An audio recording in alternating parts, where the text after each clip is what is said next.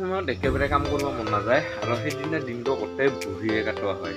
আজিও সেনেকাই অৱস্থা, একো কাম কৰিব মন যোৱা নাই, কিন্তু আজি উপায় নাই, কিবা এটা কৰিবই লাগিব। গাড়ীখন ধুব লাগিব, গাড়ীখন একেবাৰে লেতেৰা হৈ আছে। কিবা ক'লে দেখা পাবি বহুত লেতেৰা হৈ আছে, গ্লাছগিলানতো কিবা বগা বগা পৰি আহিছে, একদম স্পট ছোট ছোট এইগিলা কিবা কৰিলেও নাযায়, মানে এইগিলা কিবা বগা বগা পৰি আহিছে। যাব লাগিব মই ৰাতি, মানে আমাৰ দাদাৰ বিয়া আছে, দাদাৰ বিয়াৰ কাৰণে কইনা আনিব যাব লাগিব, সেইকাৰণে গাড়ীখন ধুব লাগিব। এই 2টা দিন ঘৰৰ কাম কৰি আছোঁ, ঘৰৰ কাম এইগিলা কৰি আছোঁ, মানে ওপৰৰ পৰা অৱস্থা বেয়া, তলৰ পৰা অৱস্থা বেয়া। বহুত দিন হ'ল এইগিলা খুঁটি, এইগিলা হ'ল পুৰণি খুঁটি দিয়া থৈছিলোঁ, এইগিলা গড়গিলা পুচি আছে গম পায়, সেইকাৰণে এক্সট্ৰা কৰি নতুন কৰি এংৰা খুঁটি দিয়া থব লগা হৈছে। এইগ সমা দিয়া থৈছোঁ, একটা সমা দি থৈছোঁ, সেই পাৰে দি একটা সমা দি আছোঁ, যাতে এই বছৰ কিবা কৰে পাৰ কৰিব পাৰোঁ। এলা বেছি দেৰি নকৰিয়া গাড়ীখন আগতে খোলোঁ।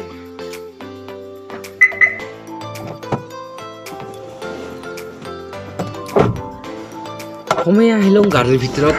আজিৰ ভিডিঅ' আগতে কোৱা নিচিনা কৰে, আজি গাড়ী ধুব লাগিব। গাড়ী ধোৱাৰ পিছত ৰাতি দাদাৰ বিয়া আছে, দাদাৰ বিয়াত যাব লাগিব। তো নাই ষ্টাৰ্ট কৰি আছোঁ মই মাজে মাজে।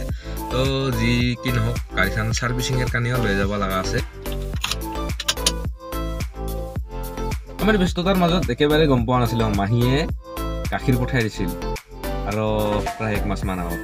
তো সেইগো গাখীৰ পঠাই দিছিল, ভাইটিয়ে লৈ আহিছিল আৰু আনিয়া গাড়ীৰ ভিতৰতে দিছে। গাড়ীৰ ভিতৰত থোৱাৰ পাছত সেইটো একেবাৰে পাহৰি আহিছে, আৰু গাখীৰৰ অৱস্থা একেবাৰে দুই হৈ আহিছে ভিতৰত, আৰু পুৰা গেছ হৈ আছে। এনকে নিয়ে আছিল, এনকে থল। মই আৰু ভাবিলোঁ কি বস্তু, কিবা ভাল বস্তু হ'ব পাৰে, কিন্তু চালোঁ পাছত গাখীৰহে। এই গাখীৰৰ অৱস্থা এনেকা হৈ আছে, এক চাইডত মানে কিবা বান্ধিছে, খলমা বান্ধিছে, আৰু এক চাইডত আছে পানী, আৰু এইগো খোলাব গ'লে বৰ্তমান বিপদ, মানে বহুত কিবা হ'ব পাৰে, পাম হৈ আছে, টিপিব পৰা নাযায়। কিছুমান কামেৰ ব্যস্ততাৰ মাজত এনেকাই হয়, কোনোবা দিন পাহৰি যোৱা হয়, আৰু যিটো ছোট ছোট বস্তু সেইকাৰণে ইমান এটা গুৰুত্বও দিয়া নাছিলোঁ গাখীৰ বুলিয়া।